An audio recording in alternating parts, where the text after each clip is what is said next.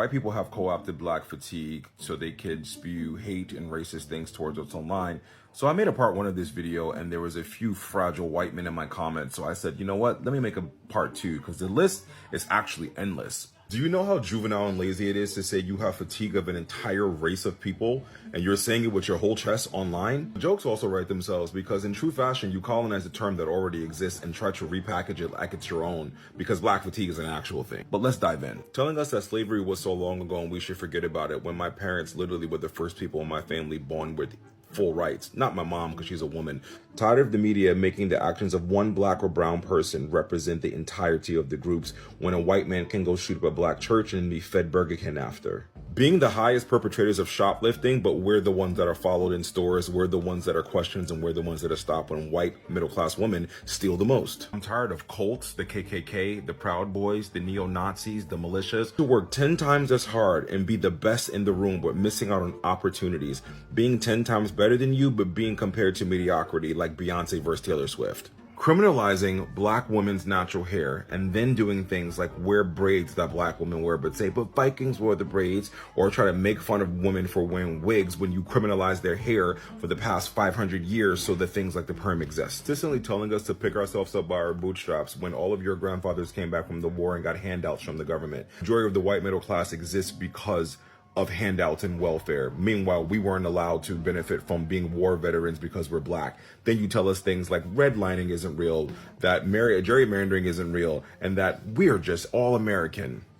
As if race doesn't matter. White fragility and white tears. Karens who called the police on black people for existing, like doing things like barbecuing in the park or sitting outside of our own homes. Destroying our cities when your team loses or conversely wins a game, meanwhile calling us thugs and looters for when we protest when black people are murdered on camera. White men who think the world revolves around them and that we owe them something. Being subjected to food made from fruit, jello, and cheese and everything comes out of a can. Cultural appropriation versus appreciating. Cosplaying black people, wearing our clothes, wearing our style, taking our music, taking our dances, repackaging it, and then trying to sell it to the general public like you came up with it. Consistently making yourselves the victim after we experience police brutality, recorded on phones, killing people consistently, and then saying, Blue Lives Matter. All lives matter, reinforcing the fact that black lives doesn't matter because what you guys are professional gaslighters. I'm exhausted that Law & Order SVU is real and based off real stories because white men can't be trusted to be alone with kids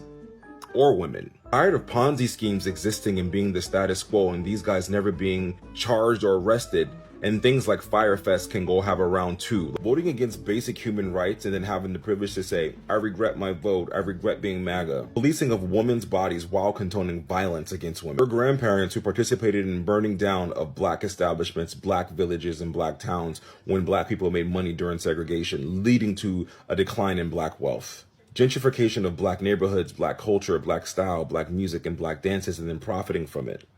Villainizing black people when no other race has committed more harm and atrocities around the world to men, women, and children. So you guys can continue to deflect and hold yourselves unaccountable for all the things we're saying. You can continue to live in a world where you believe black people shouldn't exist and don't matter, and you can continue to live with the cognitive dissonance that you do not exude racism out of your body. Wow, that was deep. That was all facts. And see, we gotta unpack this because we gotta figure out how they can have the audacity to think that they can have some sort of fatigue of us, right? We have to unpack it. So first, these people think we are the minority. They think they got us outnumbered. So they want to try to bully us, right? Not knowing that we are the global majority.